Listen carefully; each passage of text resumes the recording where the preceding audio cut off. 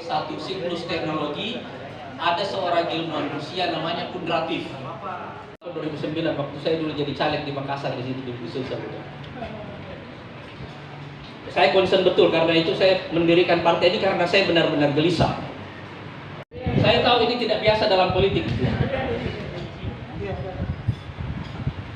tapi saya mau meringkas ini karena ini harus menjadi negara superpower.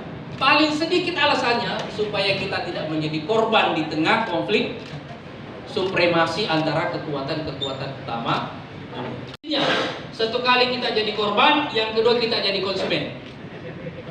Ini bangsa apa namanya yang begini? Urut Partai Gelora. Jadi ada 7 alasan mengapa kita harus menjadikan Indonesia sebagai superpower baru. Rekan-rekan sekalian,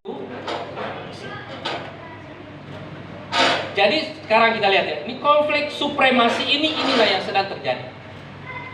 Nah, dalam sejarah Indonesia, semua peristiwa sejarah penting kita itu sebabnya adalah karena peristiwa global, bukan peristiwa dalam negeri. Jadi revolusi industri menyebabkan kita jadi jajahan bangsa-bangsa Eropa, militer baru untuk melawan sekutu. Dan kemudian pada masa Perang Dingin antara blok timur dan blok barat, kapitalisme dan komunisme, kita menyaksikan suatu peristiwa berdarah di Indonesia namanya G30S PKI.